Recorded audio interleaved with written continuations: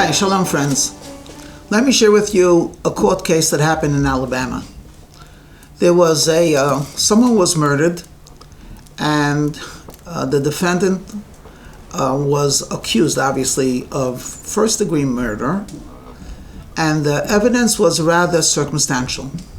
For the prosecution, the main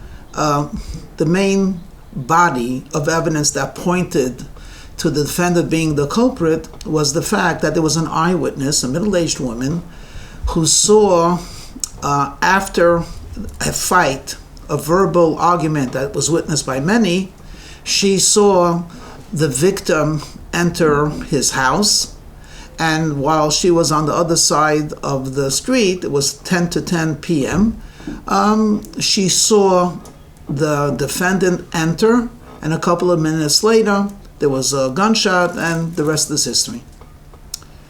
Well, the prosecution seemed to have a strong case. The case, though, was not on the evidence of the argument, because that could have been easily disproven, but it all was on the witness, the credibility of the witness. So, of course, the defense did everything possible to discredit this witness, but they really couldn't make a dent.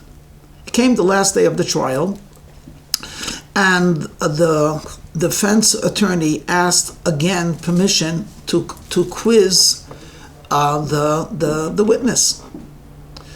He's getting up there, and he goes through the preliminaries, and suddenly he says, "Mrs. Smith, I know you're an honorable, law-abiding, and a truth-telling citizen, but are you absolutely certain, without a shadow of the doubt, that the man in front of you is the man that did the deed?" And she says, yes. He says, "Well, I'm sorry, Mrs. Smith, this cannot be."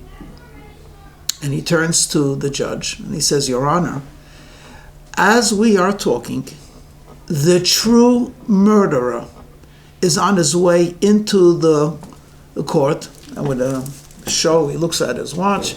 "In approximately 3 minutes, he will walk through those doors, and everyone will know the true criminal." This was a bombshell. I mean, like, prosecution got up to protest, and they decided they're just going to sit, and everyone was sitting. The judge was like perplexed. I mean, it was not introduced.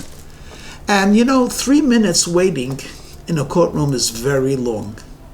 There's a pin drop. Everyone's eyes are just focused on those doors. 3 minutes pass. The doors do not open, and the judge bangs hard, and he says to the lawyer, "Before I hit you with contempt of the court, what did you try to do with that stunt to take the valuable time of all of us?"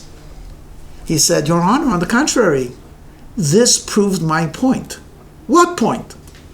"I asked Mrs. Smith, does she have, without a shadow of a doubt, that this is the man that she wants to be behind bars for 26 years? She said yes. And yet, when I said that the true murderer will be entering, did you notice her? She was fixed on that entrance, which basically meant that she wasn't so sure anymore.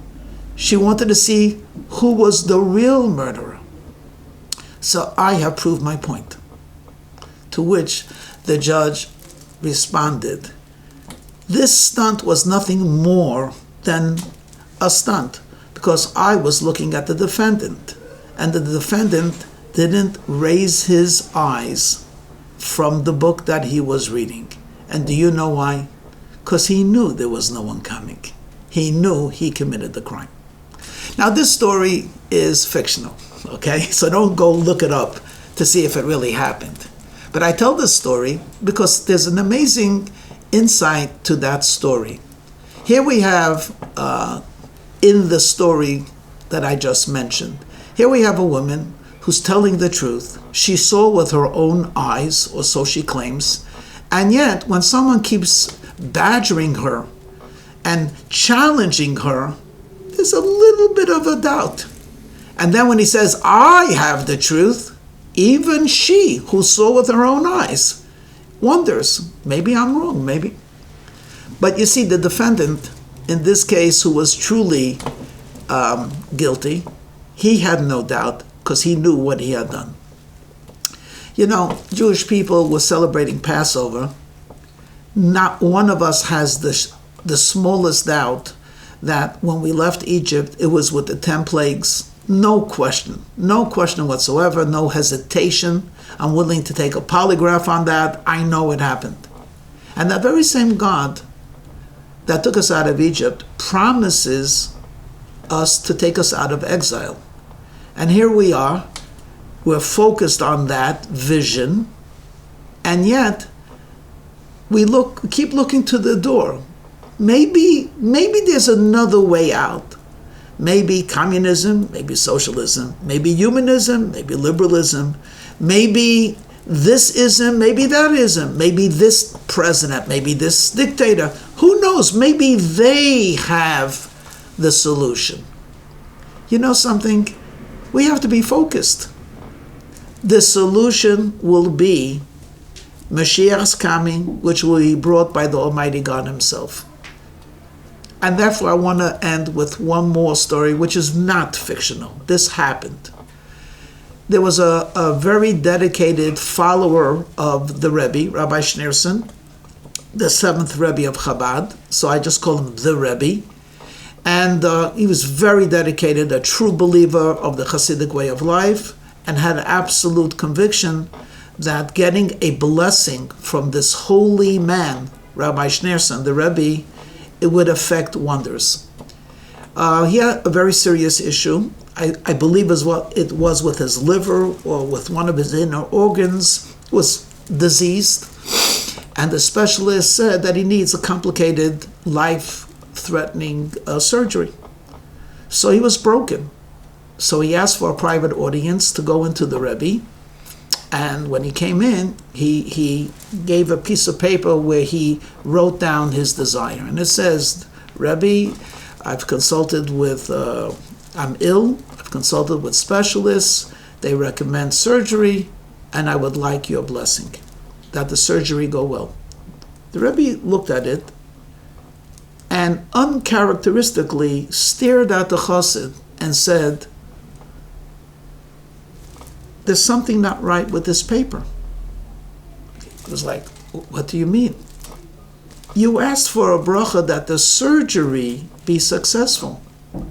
Why did you not ask for a bracha that the illness disappear? And it suddenly hit the chassid that, the Rebbe was saying, if you truly believed that my prayers are effective, so why not ask for a complete solution? So he began to stammer, Rebbe, I ask a bracha that my illness should go away.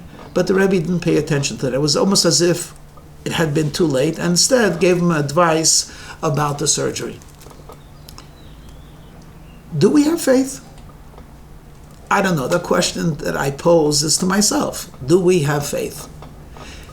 I'll answer the correct answer. Yes. Let's not divert our attention. It is Passover. It's the festival of liberation. We're still in the midst of this festival. I know that by the end of this festival, we will truly experience liberation and freedom, and we will all celebrate the last days of the holidays with the righteous Mashiach in the Holy Land of Israel. Amen.